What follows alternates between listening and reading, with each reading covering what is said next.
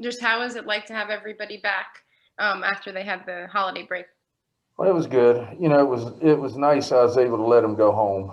I always think that they need to be with their family during Christmas, so we were able to do that. So that was nice for them. And quite frankly, they come back and they were motivated. They were well rested, and they come back, and we've had some good practices.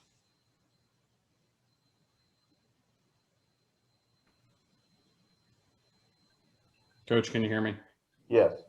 Okay, I apologize about that, everyone. Just if we could use the raise hand feature, then we'll go ahead. All right, Tanner. We were just waiting on you. I apologize about that. All right, buddy.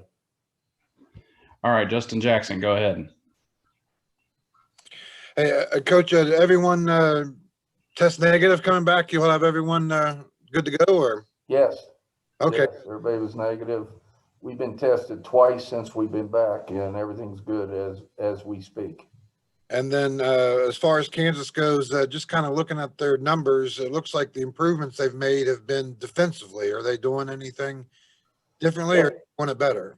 Well, I mean, they're still playing man-to-man. They'll play a little bit of 2-3 and that type of stuff. But, yeah, they're much improved from last year. They've got some other players. They've got some skilled players. And I've always said he does a great job, and he's got them playing extremely hard right now. Joe Ricotta, go ahead.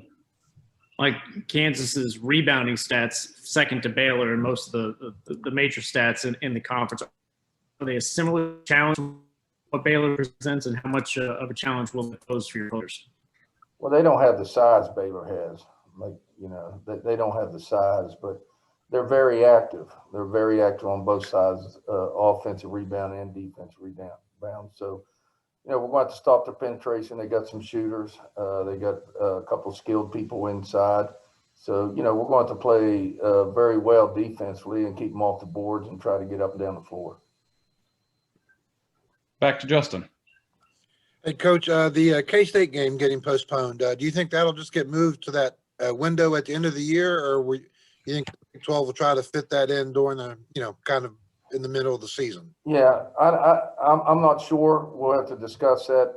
We have 2 or 3 where we only play one game a week. So hopefully we can work it in before the end of the year. But, we'll have to see what they have available and that type of stuff. Joe, go ahead. On the K-State game, Coach, and I know coaches have to be flexible because there could be more stops and starts as you get through the season, but how much of a disadvantage is it if you potentially have to add another trip to go out to Kansas to get there? But, it's going to be like this all year. They said they didn't have 6 players that could play, and because of that, it had to be canceled. So, you're going to be – I think we're going to do this more than once during the course of the year. So, we're just going to have to get used to it and adapt and be ready to play when we can play the games. Justin, go ahead. Coach, kind of looking, since that game's been postponed, obviously you guys are going on the road here, but I think like 4 of the next 5 after this are at home. As far as just kind of making a run to get back into the conference race here, how crucial of a stretch is this for you guys? Well, it's very crucial. I thought overall we had a good non-conference,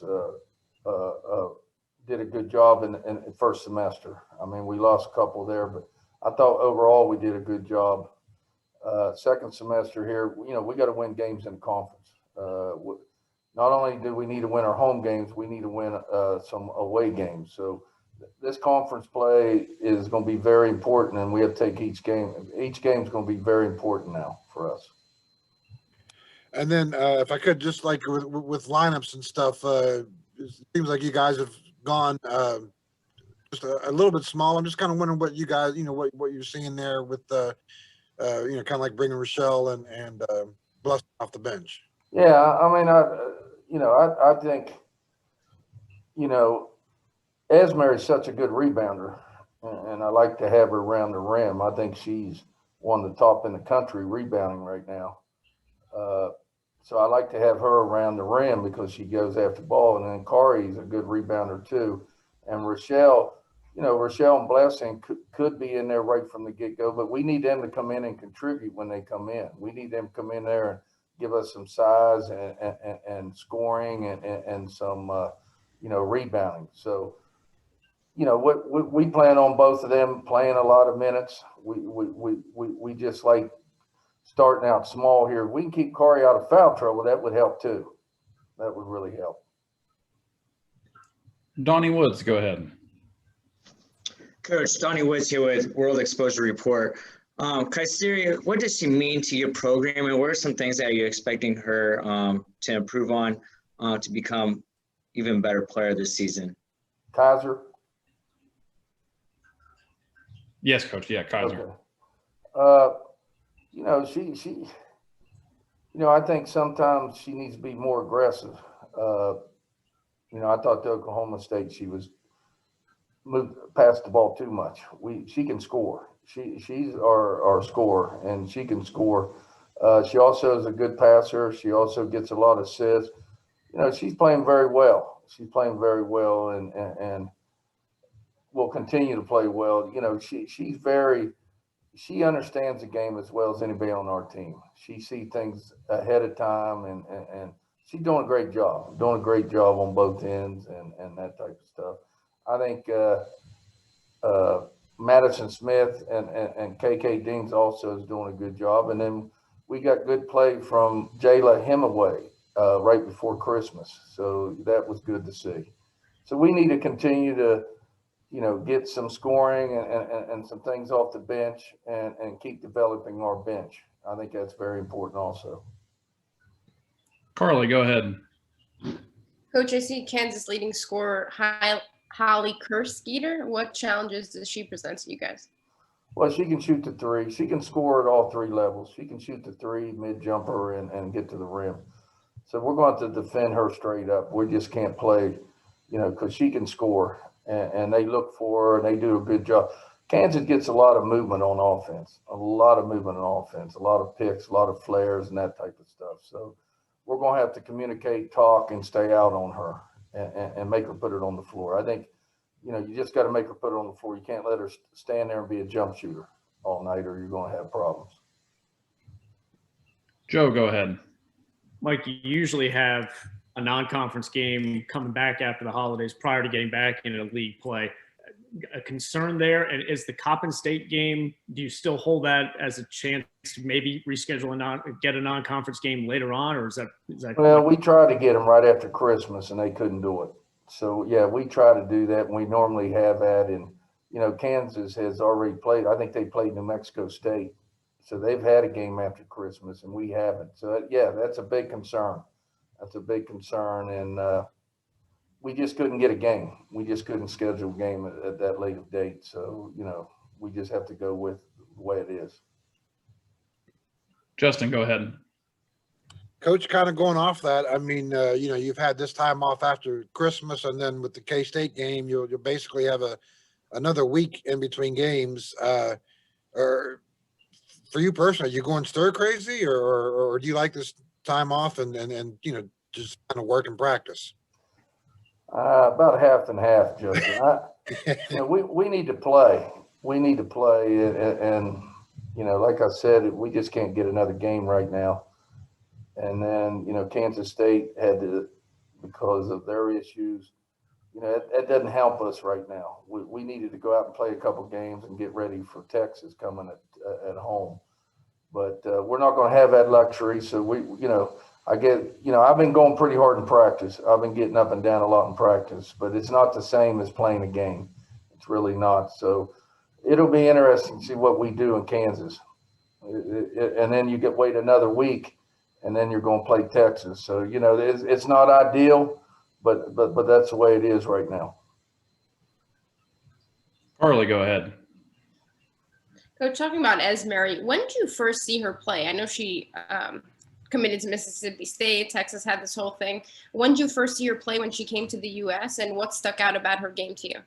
Well, we saw her in high school play and on the AAU circuit some, and very aggressive rebounder, very aggressive, good athlete, finished well. you know, with contact and that type of stuff. And so we knew she was a great player. And then we had an opportunity to get on, you know, recruit her. And we were very excited that we was able to get her. She just only going to get better. The better her shooting gets, her ball handling gets, and passing gets, she's just going to be a tremendous player for us. When she jumped off of those two, Mississippi State and Texas, where you like scoop her right up, how did that work? Oh yeah, that's how recruiting works. Yeah, we were excited. We were able to get on her. We was able to get her to come down here for a visit, and then, you know, the rest is history. She committed, and we ended up getting her, and she's doing a great job for us. Justin, go ahead. Coach, kind of going off Esmer here again. I know like last year, you guys had to, I mean, there was a little bit of a language thing there with her. And I think you had said one time you had to have like maybe some signals and stuff like during huddles and stuff. Is that any issues there? I mean, is she getting better with the language barrier? To be honest with you, I think she got better because she didn't understand what I was saying. She got better that way. But she's got a lot better. She understands the terminology a lot better. She understands her English is a lot better and all that. And she's doing a great job. The other day in practice, she was supposed to yell switch, and she couldn't think of the word switch, and she just screamed. And everybody looked and said, "What are you doing?" She just couldn't think of the word. So she screamed and scared everybody on the floor. I didn't know what she was doing, but she's doing a great job. She's a great young lady, doing great in the classroom also. So she's really adapted very, very well. Back to Donnie. Kind of piggyback on recruiting. You always have junior college transfers on your roster, Coach. What do junior college transfers bring to your program, and why do you like recruiting junior college kids? Well, they have experience. They have college experience. They've been through it a little bit out of high school. But really, we're in a situation here where if we're going to go the junior college route now, we're probably going to go for a need, something that we didn't get as a freshman, or somebody got hurt, and we need some other players in that area. So really, I'll tell you, the next up and coming thing is going to be the portal. And everybody's using that right now. You watch when players don't have to sit out. It's going to be like a free agent, and it's coming. It's going to come after this year where they don't have to sit out anymore. So you can see roster changes a lot after this year. I just have a bad feeling that it's going to go crazy after this year because, you know, when players don't get to play or they're not happy or whatever, they can transfer and not sit out. And because of that, I think you're going to see a lot more of that.